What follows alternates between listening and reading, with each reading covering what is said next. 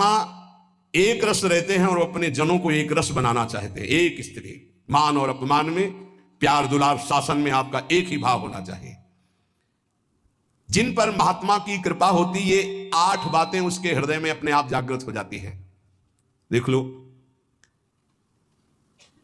8 बातें उसके हृदय में अपने आप जागृत हो जाती, जिस पर संत की कृपा होती। पूज्य बाबा कहते हैं, पहला नाम जप, नाम कीर्तन और लीला गायन, इन 3 का उसको व्यसन हो जाता है, नशा हो जाता है।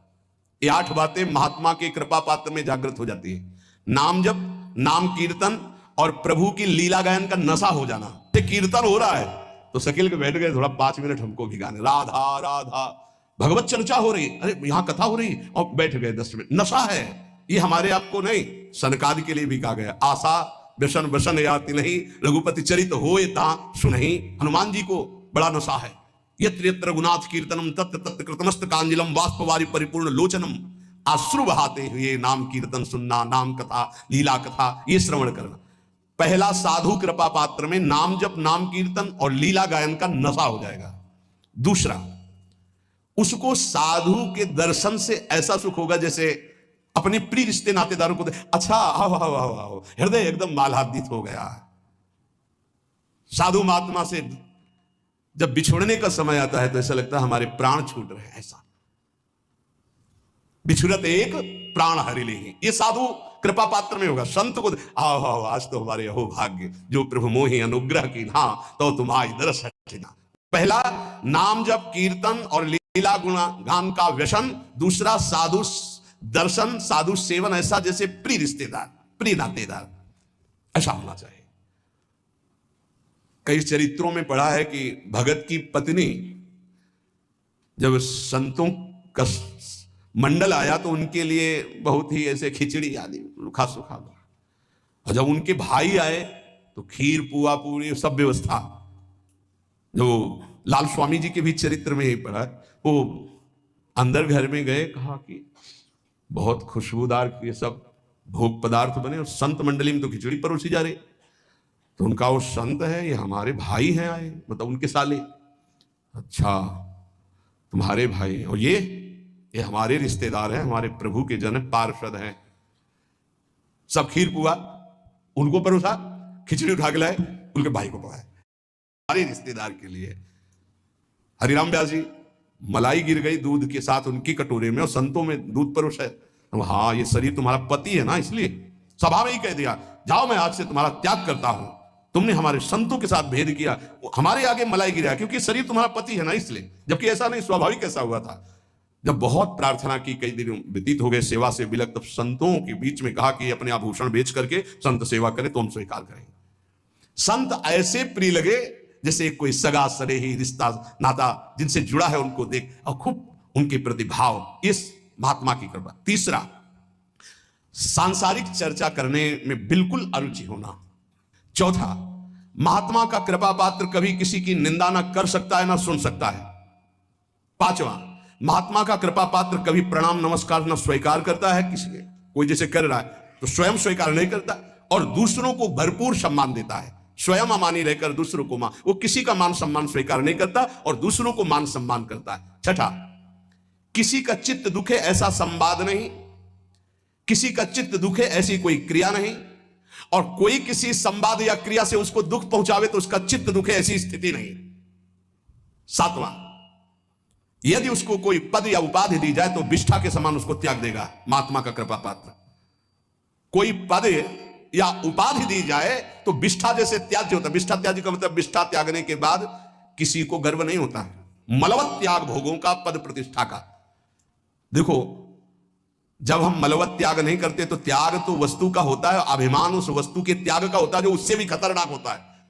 वस्तु की समीपता जितना बाधक है उससे ज्यादा बाधक है वस्तु त्याग कर त्याग का अभिमान। वह किसी के चित्त दुखाने पर कभी दुखी नहीं होता और वो कभी कोई ऐसा संभाषण या व्यवहार नहीं करता, और अपनी प्रतिष्ठा को विष्ठा के समान त्याग देता है।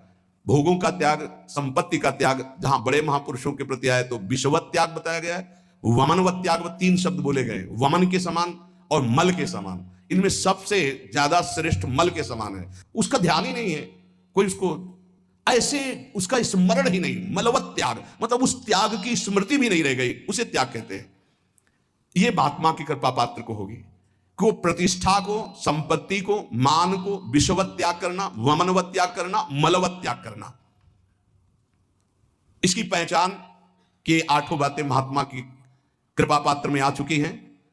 कह रहे उसका मन एकाग्र होगा, किसी भी नवीन विषय भोग की इच्छा नहीं होगी, नेत्र निर्विषय होकर अनासक्त होकर विचरण करेंगे।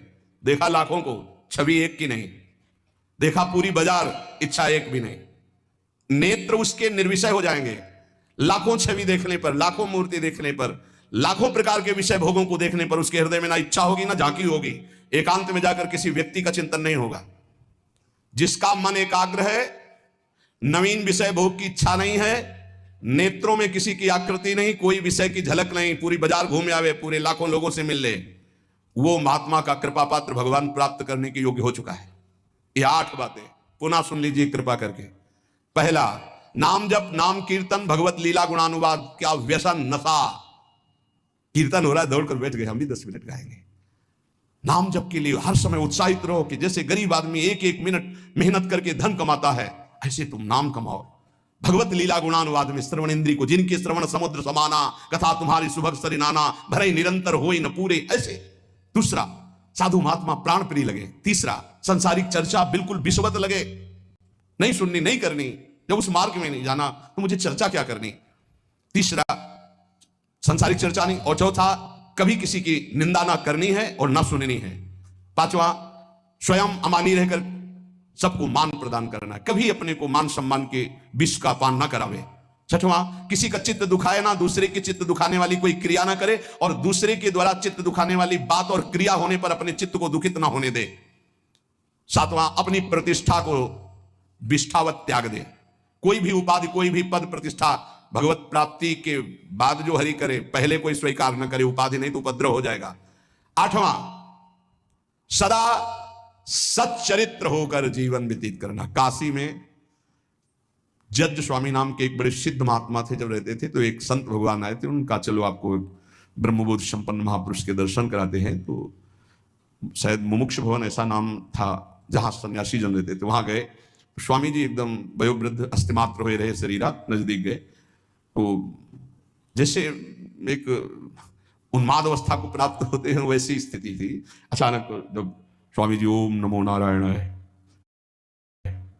अचानक ऐसी दृष्टि हुई और बस इतनी जोर से हाथ पकड़ा, और अंग्रेजी में उन्होंने कहा, मैं अंग्रेजी तो याद नहीं है, पर उसका भाव था, वो गुड करेक्टर ऐसे कुछ बोल रहे थे कि जिसका चरित्र पावन है वही सब कुछ है, और अगर चरित्रहीन है, चरित्रता चली गई तो कुछ नहीं रहा। इसलिए जीवन में करेक्टर गुड रखना है। मतलब हम तो हिंदी में बोल रहे, वो अंग्रेजी से बोल रहे, तो जो संत ले गए थे वो ट्रांसलेटर, हाँ हमको वो ये भी अंग्रेजी कहना, इसलिए रुक गए।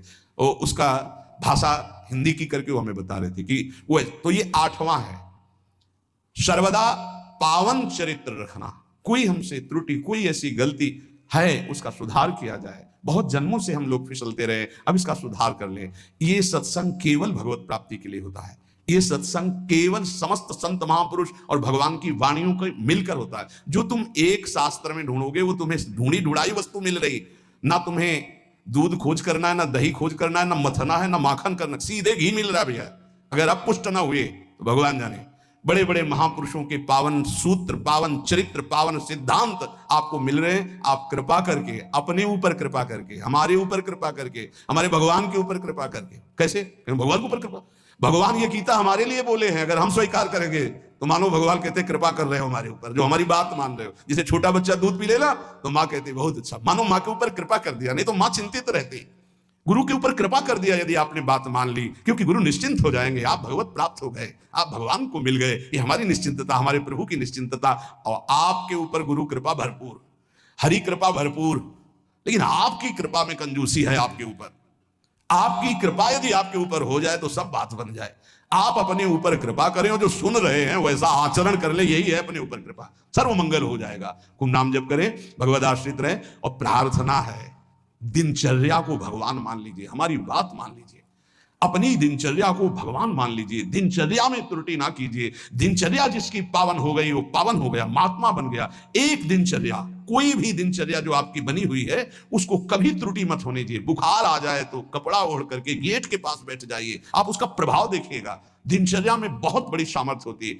जिन महापुरुषों की हमने चरित्र पढ़े, बड़े बड़े महापुरुषों की, उनकी दिनचर्या थी, वही हमारे बचपन से दिमाग में दिनचर्या बैठ गई है कि एक दिनचर्या ही आपको उन्नति मार्ग में ले जाएगी। एक दिनचर्या, कृपया हमारी बात मान लीजिए, एक दिनचर्या बना लीजिए। आपकी दिनचर्या की त्रुटि वो आपके लिए बहुत हानिकारक होगी, प्रमाद स्थिति हो। अन्य समय आप कार्य कीजिए जो आपके और कार्य है, दिनचर्या में आपकी त्रुटि नहीं होनी चाहिए। आज के सत्संग का जो आपने श्रवण किया उसका मनन करो और अपने आचरण में उतारो, और इसी जन्म में प्रिया प्रीतम की प्राप्ति की योग्यता हमारे अंदर आ जाए।